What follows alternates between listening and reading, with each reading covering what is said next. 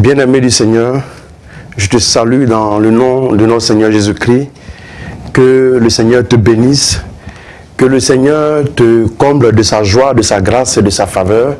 Et bienvenue pour notre moment merveilleux, pour notre moment de grâce, instant prophétique.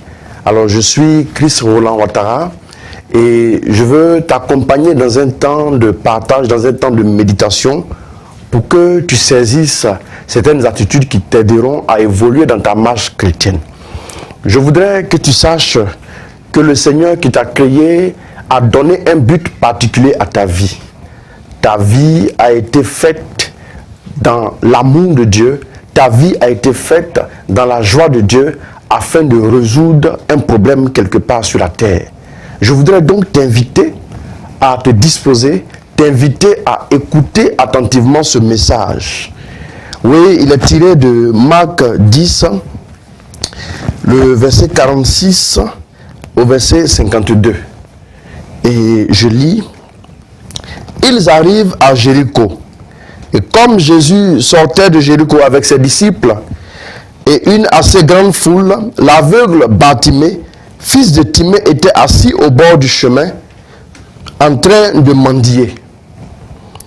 Apprenant que c'était Jésus de Nazareth, il se mit à crier, « Fils de David, Jésus, aie pitié de moi. » Beaucoup le rabrouaient pour qu'il se taise, mais lui criait de plus belle, « Fils de David, aie pitié de moi. » Jésus s'arrêta et dit, « Appelez-le. » On appelle l'aveugle, on lui dit, « Confiance, lève-toi, il t'appelle. » Rejetant son manteau, il se leva d'un bond et il vint vers Jésus. S'adressant à lui, Jésus dit, « Que veux-tu que je fasse pour toi? » L'aveugle lui répondit, « Rabouni, que je retrouve la vue. » Jésus dit, « Va, ta foi t'a sauvé. » Aussitôt il retrouva la vue et il suivait Jésus sur le chemin. Parole du Seigneur notre Dieu. Alors notre réflexion ce jour est axée autour du thème « Que veux-tu que je fasse pour toi ?» Que veux-tu que je fasse pour toi? Tout simplement parce que c'est la question que nous voulons entendre Dieu nous poser. Chacun de nous, dans sa vie, traverse des situations qui sont difficiles, des situations compliquées, au point que quand nous prions, nous aspirons à un véritable changement. Et très souvent, nous nous posons des questions sur, oui, qu'est-ce que Dieu veut que je fasse? Qu'est-ce que Dieu veut faire pour moi? Et justement, ces questions-là font que nous sommes souvent troublés, angoissés. Nous sommes en train de souffrir au point que nous nous disons, est-ce que la vie vaut la peine d'être vécue? Bien-aimé, si tu entends ce message, c'est parce que Dieu t'a préparé pour l'écouter. Et je crois et je le comprends qu'il n'existe point de hasard en Dieu, mais que Dieu organise les circonstances afin d'obtenir un résultat particulier pour un but précis dans l'histoire des hommes. Alors, tu vas te disposer. Voici un homme qui était au bord du chemin, qui mendiait parce qu'il n'avait plus de moyens. Tout simplement parce qu'il était aveugle. Il ne pouvait pas se prendre en charge. Du moins, s'il pouvait se prendre en charge, il n'avait pas la capacité de voir, d'aller vers son but. Et donc, il s'est retrouvé au bord du chemin parce que réduit à la mendicité. Et voici Bartimée. Bartimée, le fils de Timée, c'est la situation de certaines personnes aujourd'hui. Tu es dans une difficulté particulière, dans une situation que tu n'arrives plus à décrire. C'est le célibat, c'est le chômage, c'est la maladie, c'est la détresse. C'est une situation difficile que tu vis. Et voici que Bartimée était assis, sa vie ne dépendait plus de lui. Sa vie dépendait de ses frères et sœurs qui passaient le chemin. Pendant que les hommes suivent le mouvement de la vie, le mouvement, le cours de leur vie, pendant que les hommes poursuivent leur destinée, oui, tu es réduit à rester à leur côté pour attendre qu'un jour ils pensent à toi, oui, d'une quelconque manière. Oui, quitte à te donner un billet de 1000 francs, quelque chose pour t'aider, quitte à te dire, je te promets ceci, oui, rien que pour te donner de l'espoir, mais sa vie ne dépendait plus de lui, mais sa vie dépendait des autres. Et donc, lorsque Bartimée se retrouve au bord du chemin, la position assise, c'est la position du statu quo, c'est la position de la stagnation, c'est la position, oui, dans laquelle on n'arrive plus à avancer. C'est la position qui nous maintient dans une situation précise où nous sommes dans un lieu donné où nous ne pouvons plus avancer pour faire un mouvement vers un autre lieu. Et cette position-là est très difficile. Parce que voyez-vous, frères et sœurs, quand nous sommes dans une situation où on a l'impression que la solution ne vient pas, nous sommes outrés, nous sommes choqués et nous sommes même perturbés, nous n'avons plus sens à notre vie. Et la position assise, c'est la position, oui, de dépendance, c'est la position d'inquiétude, c'est la position de souffrance. Et cette position-là a maintenu Bartimée cloué au sol au point que Bartimée se demandait qu'est-ce qui allait se passer pour lui. Et un jour, pendant que Bartimée est assis, il entend que c'est Jésus qui passe. Oui, Jésus est en train de passer, bien que ne le voyant pas. Bien que, oui, étant dans le noir total, dans les ténèbres, bien que ne voyant Jésus de ses yeux, il a entendu, oui, que c'est Jésus qui passait. Alors Bartimée se met à crier. Oui, le cri de Bartimée, c'est le cri du désespoir. Mais en même temps, c'est le cri qui aspire à la délivrance. C'est le cri qui espère que le salut de Dieu se manifeste. Et donc, Bartimée est en train de crier. Pendant qu'il crie, on le rabroue. Bien-aimés, vous voyez, quand nous sommes sur le chemin de la destinée, quand nous connaissons des difficultés, quand nous connaissons des situations compliquées, quand on ne nous considère plus, c'est alors que lorsque nous voulons essayer de nous faire entendre, le monde nous dit tais-toi. Le monde nous dit tais-toi par une manière de faire. Le monde nous dit tais-toi par tout simplement en nous faisant croire que notre situation est tellement désespérée qu'il n'y a plus d'espoir pour nous. Oui, bien-aimés, mais Bartimée ne s'est pas laissé vaincre. Chaque fois que une situation qui se présente et que tu te mets à crier à Dieu et que la situation s'empire à cause du rabrouement des autres, à cause des circonstances qui sont même aggravantes, je t'invite à croire en Dieu. Je t'invite à te focaliser quand même sur Dieu, bien que, oui, la situation te dit le contraire. Et donc, pendant que Bartimée crie, oui, les hommes le rabrouent. À un moment donné, Jésus a entendu le cri de Bartimée. Il y a un moment, bien-aimé, où Jésus entendra le cri de ton appel. Oui, toutes les prières que tu as adressées à Dieu, elles ne sont pas restées sans réponse pour rien. C'est comme quelqu'un qui dépose de l'argent en banque, qui espère un jour s'offrir quelque chose. Toutes les prières que tu adresses, quand les prières, oui, ne te manifestent pas ce que tu attends, elles te préparent à atteindre ce que tu attends. Sache que aucune prière n'est sans effet. Toute prière que tu adresses, tout cri que tu pousses, toute situation où dans laquelle tu te trouves, au point que tu t'es mis à crier, tu t'es mis à pousser le cri du désespoir, le cri même qui espère la délivrance, sache que Dieu te prépare déjà la délivrance, mais le cri est important afin que Dieu puisse répondre à ta prière. Et donc, quand Bartimée crie, Jésus s'arrête. Et Jésus dit, oui, lève-toi et viens vers moi. Pendant que Jésus l'appelle, Bartimée, la Bible nous dit, Bartimée, oui, a jeté son manteau. Mais avant de jeter son manteau, bien-aimé, pendant que nous avons la solution en face de nous, pendant que tu te retrouves en face de Jésus, ce n'est plus la peine de te focaliser sur ton handicap. Au lieu de réfléchir et de dire, voici ma situation, des personnes se retrouvent à l'église, des personnes se retrouvent au bon endroit, mais ont de mauvaises pensées. Oui, tu peux être au bon endroit, mais parce que ton attitude est mauvaise, tu n'auras rien de bon. Tu peux être à un mauvais endroit, mais parce que ton attitude est bonne, mais tu peux aussi récolter de bonnes choses. Et donc, oui, il y a des personnes qui se retrouvent à l'église, mais qui se posent des questions. Oui, voici, oui, mon handicap, je vieillis, je suis dans une situation compliquée, je n'arrive plus à avancer. Mais comment se fera, qu'est-ce qui se fera-t-il pour moi? Mais je te dis que pendant que la solution est devant toi, cesse de penser à ton handicap.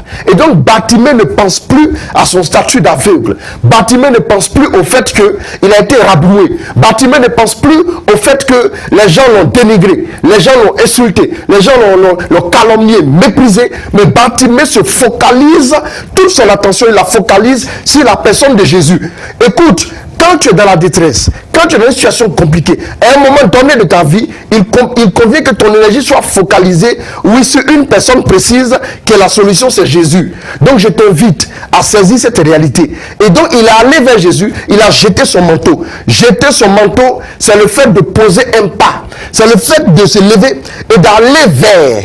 Et donc, quand nous espérons une délivrance, nous avons une attitude à avoir. Il ne faut pas s'asseoir, il ne faut pas se maintenir à une place particulière ou bien toujours dans le statu quo et espérer que la délivrance vienne à nous. Il y a des moments où, quand la délivrance est à ta portée, il te faut apporter une contribution. Et cette contribution, c'est le pas, c'est le fait de jeter le manteau et de se lancer d'un bond. Un bond pour dire, il n'y a qu'un pas.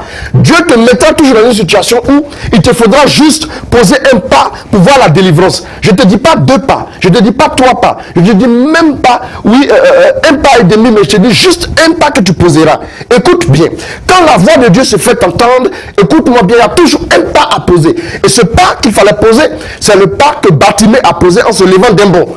Il a jeté son manteau, il s'est levé d'un bond, il s'est retrouvé en face de Jésus. Et quand il s'est retrouvé en face de Jésus, il a dit d'abord, Jésus, fils de David, aie pitié de moi. Comment Bartimée peut dire Jésus, fils de David? Jésus, fils de David, fait allusion à l'alliance davidique, l'alliance selon laquelle le Messie serait fils de David.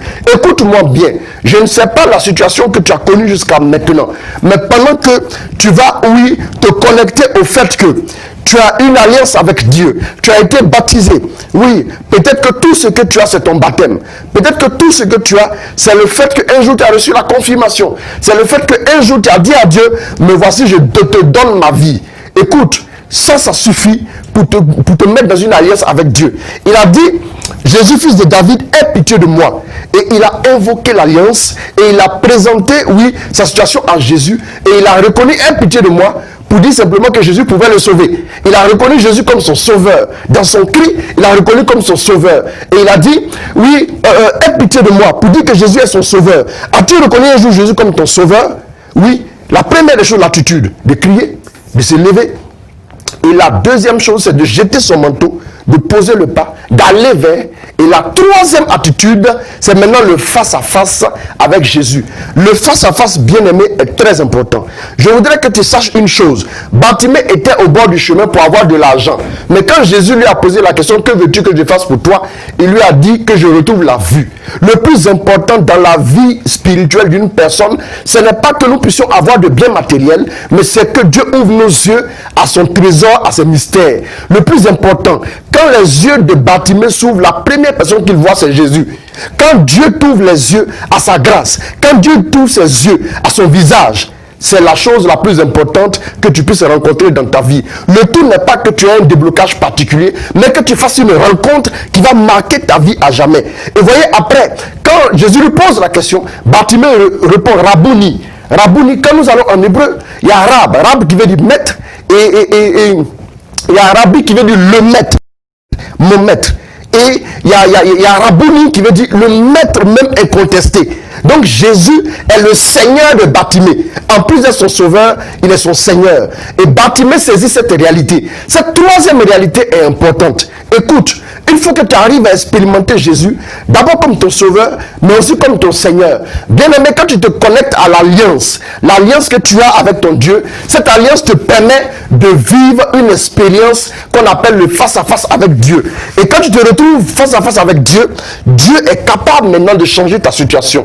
Écoute, sur la terre des vivants, personne n'est capable de changer la situation pour toi, mais c'est Dieu seul qui pourra te l'accorder, qui pourra t'accorder le changement, qui pourra t'accorder la restauration. C'est Dieu qui pourra t'accorder la solution. C'est Dieu qui pourra t'accorder la délivrance. Écoute, tu as trop crié, tu as trop intercédé, tu as trop prié, tu as trop jeûné. Maintenant, il te faut espérer, il te faut consulter l'alliance avec Dieu. Il te faut te focaliser sur la base de l'alliance. Il te faut maintenant approcher Dieu, non pas comme quelqu'un l'approche n'importe comment, mais il te faut l'approcher avec la connexion de la foi. Parce que Bartimée s'est dit, si Jésus est son Seigneur, on ne peut pas ne pas croire en son Seigneur. Donc, il croyait forcément en lui. Si Bartimée a dit que Jésus était son sauveur, puisqu'il a dit, aie pitié de moi, il savait que Jésus pouvait le sauver, c'est qu'il avait cru en lui. Écoute bien, examine-toi toi-même, regarde la situation dans laquelle tu es et crie à Dieu. Après avoir crié à Dieu, après avoir élevé ta voix vers Dieu, après avoir présenté la situation à Dieu, il est temps maintenant que tu ne te focalises plus sur ton handicap. Tu as beaucoup parlé, tu as beaucoup jeûné, tu as beaucoup dit, je n'ai pas d'argent, je n'ai pas ceci, j'ai des problèmes, j'ai des blocages. Écoute, le monde entier a fini par le savoir. La nature le sait, le diable aussi le sait, Dieu l'a su depuis le début. Maintenant, il faut que tu passes à une autre étape. Après avoir dit, après avoir parlé, après avoir, raconté, maintenant, il te faut, te focaliser sur la solution. Cesse désormais de regarder à ta situation. Un jour, Dieu a dit à Abraham, lève les yeux et du lieu où tu es. Oui, du lieu où tu es. Oui, regarde. Lève les yeux. Lève les yeux. Dieu voulait dire simplement à Abraham que ne regarde plus ta situation, ta condition de vieillesse. Ne regarde plus ta femme, qui est monoposée il y a longtemps. Mais regarde tout simplement plus loin. Regarde devant toi. Moi, Dieu, je suis en train de dessiner quelque chose qui t'attend, qui va se manifester très bientôt. Il faut que toi, tu lèves les yeux pour te connecter à cette réalité-là, afin que cette réalité soit désormais à ta portée, dans ton champ de vision, dans ton champ de regard, pour que tu saisisses. Écoute, il faut que tu te focalises sur la solution. Quelle est la solution pour toi? Toi qui es malade, la solution, c'est que tu reçoives la guérison. Et commence à penser, commence à saisir, commence à voir la guérison. Oui, toi qui es dans la souffrance, le célibat, est-ce que tu arrives à imaginer ta vie? Oui, tu arrives à t'imaginer dans le mariage. Commence à penser à la solution. Ne pense plus à l'état, à la situation que tu connais, mais pense et focalise-toi sur la solution. Ton attention devra être exclusivement focalisée sur là où la solution te viendra. Et la solution te viendra de Jésus. Bartimée, bien que non-voyant, il a pu voir Jésus, mais par la foi. Il a pu voir Jésus, mais par la conviction. Il savait au fond de lui que si Jésus passait, c'était terminé. Bien aimé, c'est pas Jésus qui allait le trouver pour lui dire, je suis venu te voir pour te guérir. Mais c'est lui par sa foi, par sa connexion, par ses agissements, par le pas qu'il a posé, a retenu l'attention de Jésus. Qu'est-ce que tu peux faire qui va retenir l'attention de Jésus? C'est pas quand tu vas crier comme quelqu'un qu'on est en train de martyriser, mais tout simplement, c'est pas quand tu vas pleurer. Écoute-moi bien, c'est tout simplement quand tu vas consulter l'alliance avec Dieu. Écoute, vois-tu Jésus comme ton Seigneur et ton Sauveur? Vois-tu Jésus, comme celui qui peut tout pour toi? Alors tu es dans la bonne dynamique pour recevoir la délivrance. Tu es dans la bonne dynamique pour recevoir la restauration. Le deuxième élément, je reviens là-dessus, c'est le fait que Bartimée ait jeté son manteau. Bien-aimé, qu'est-ce qui te caractérise tous les jours? Qu'est-ce qui a fait ta vie jusqu'à aujourd'hui? Qu'est-ce qui a fait ton manteau? Le manteau te permet d'être identifié. Par ton manteau, on sait quelle est ta condition. Qu'est-ce qui a fait aujourd'hui ta condition? Est-ce peut-être, la situation de péché que tu connais? Est-ce peut-être le mensonge? Est-ce peut-être l'adultère? Est-ce peut-être, la fornication? Est-ce peut-être la débauche? Aujourd'hui, l'occasion t'est donnée de jeter ton manteau. Jette ce qui faisait ta vie avant. Et désormais, tu vas te connecter à la vie de Dieu. Tu vas te connecter à la sève nourricière qui est capable de transformer ta situation de la détresse à la gloire, de l'abaissement au positionnement. Dieu est capable de le faire pour toi. Mais il faut que tu le saisisses. Il faut que tu puisses comprendre. Jette ton manteau. Et quand tu jettes le manteau, il faut que maintenant tu poses le pas. En posant le pas, bien-aimé, tu auras fait un grand pas vers la solution. Et le face-à-face avec Jésus est très important. Je voudrais t'emmener à comprendre cela. Le face-à-face, c'est le face-à-face avec la parole de Dieu. Bien-aimé, combien d'entre nous avons le temps, d'avoir un face-à-face avec la parole de Dieu? Jésus est le Verbe. Le Verbe s'est fait chair, il a habité parmi nous. Le Verbe de Dieu est venu. Et Bartimée a rencontré le Verbe. C'est-à-dire que Bartimée était quelqu'un qui méditait la parole de Dieu dans son esprit. Est-ce que tu es capable de te nourrir de la parole? La Bible dit que l'homme ne se nourrira pas seulement de pain, mais de toute parole qui sort de la bouche de Dieu. Es-tu capable aujourd'hui de t'asseoir, de te nourrir de cette parole? Vois-tu, il y a un moment de ta vie où tu devras connaître la parole de Dieu comme nourriture. C'est le moment du désert, c'est le moment de la détresse, c'est le moment de l'épreuve, c'est le moment de l'angoisse. Et au moment où la parole de Dieu, tu es tenté de la découvrir comme la nourriture, au moment où tu te retrouves face à face avec la parole de Dieu, c'est le moment où tu vas entendre la voix de Dieu te dire: que veux-tu que je fasse pour toi? Bien-aimé, il n'est pas encore tard. Bien-aimé, tu n'es pas un cas social. Tu n'es pas une personne désespérée. Oui, je te dis, Ta condition est préparée pour que la gloire de Dieu se manifeste. Ta condition a été, peut-être même voulue par Dieu pour que sa gloire puisse se manifester afin de révéler aux nations ce que tu es. Je vois de toi sortir une grande génération de peuples. Je vois de toi sortir, une descendance qui va influencer les nations. Je préfère te le dire. Étends tes cordages. Commence à t'étendre parce que le moment de Dieu est en train de sonner pour toi. Tu vas entendre la voix de Dieu te dire que veux-tu que je fasse pour toi. Et vois-tu, quand le psaume peut nous dire que quand nous avons connu la délivrance, notre bouche était pleine de rire. Le moment est favorable. Il faut que tu saisisses cette occasion. Il faut que tu le saches. Le face-à-face avec Dieu, le face-à-face avec la parole, c'est le moment où Dieu va manifester sa grâce. Bien-aimé, Dieu, dans notre situation, il nous voit. Dieu, il attend que nous puissions poser un pas qui va révéler, qui va manifester, le fait que nous voulons un changement. Dieu veut le changement pour toi, mais il ne veut pas le changement sans toi. Dieu veut le changement dans ta vie, mais il ne peut pas le changement sans ton avis. Oui, il faut que tu le saches. Il faut que ta vie puisse se conformer à la logique divine selon laquelle tu es né, tu as été créé pour triompher. Tu as été créé pour donner un sens, à quelque chose, à la vie de quelqu'un. Tu as été créé pour donner un sens à quelque chose sur la terre. Et Bartimée donc, il reçoit la guérison. Il dit, je lis, l'aveugle lui répondit, Rabouni, que je retrouve la vue. Jésus dit, va, ta foi t'a sauvé. Bien-aimé, là où je vais t'inviter en dernier lieu à t'examiner, c'est ta foi. Est-ce que tu crois que tu es capable de recevoir la délivrance? Est-ce que tu ne penses pas que ta situation a trop été inconfortable et difficile? Est-ce que tu ne penses pas que tu as trop souffert? Est-ce que tu ne penses pas que à cause de la souffrance que tu as connue, il n'y a plus d'espoir? Oui, peut-être que la médecine a dit qu'il n'y a plus d'espoir pour toi. Peut-être que, les spécialistes, qu'est-ce que c'est encore, on dit qu'on ne pourra plus rien faire avec toi. Mais vois-tu, la Bible dit, la pierre qu'ont rejetée les bâtisseurs est devenue la principale de l'angle. Que sont ceux qui ont rejeté cette pierre? Ce sont les bâtisseurs. Je ne dis pas des profanes, mais je dis les bâtisseurs. Les bâtisseurs, c'est ceux qui sont spécialistes dans le bâtiment. C'est ceux qui sont spécialistes dans la construction. Des spécialistes dans un domaine t'ont regardé et on dit, il n'y a plus rien à faire pour toi. Je t'annonce que tu es la pierre rejetée, c'est que tu seras la pierre de l'angle. Pour être la pierre principale de l'angle, il faut d'abord que tu sois la pierre rejetée. Accepte d'être rejeté aujourd'hui pour que tu sois la pierre angulaire demain. Accepte d'être regardé, comme peut-être infâme, comme je ne sais quoi aujourd'hui, pour que demain tu sois la référence dans ta génération. J'ai compris une chose. Dieu a dit un jour, regardez, les plus petits parmi vous seront les plus grands. C'est-à-dire Dieu nous invite à regarder le cours des événements. Il nous invite à regarder le cours de l'histoire. Il nous invite à regarder à partir du positionnement de chacun qui sera demain au sommet. Quand tu es dans la position de faiblesse, Dieu veut que le monde ça s'arrête et regarde. À partir de sa parole, on se rend compte que Dieu a préparé les choses ainsi. Il n'y a rien, tu ne trouveras pas l'or sur le sol comme un bien de 10 000. Tu peux ramasser, une paye de 100 francs, mais tu ne peux pas ramasser un lingot d'or. Tout simplement parce que l'or se retrouve dans le fin fond. Pour retrouver de l'or qui est la meilleure qualité, il faut aller dans les profondeurs. C'est en dessous.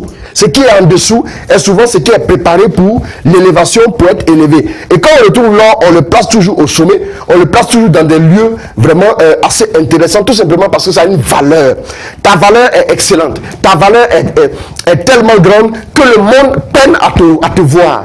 Ta valeur est tellement élevée. Ta valeur est tellement glorieuse que le monde peine à te localiser, à t'identifier et à te reconnaître. Je t'invite donc à te connecter pendant que tu entends ma voix. La grâce arrive jusqu'à toi. J'en suis plus que convaincu. Je suis dans la joie, dans l'exaltation, parce que Dieu a décidé de changer ta condition. Je le sais. Dieu se lèvera et la frustration disparaîtra de ta vie. Oui, il va convertir la frustration, en jubilation. Tu danseras ta danse, tu chanteras ton chant et tu vas prononcer ton rire victorieux. Je te dis que le temps est favorable. Il faut maintenant que tu puisses commencer à aiguiser ta foi pour que ta foi puisse, réellement se focaliser rien que sur ta solution qui est Jésus.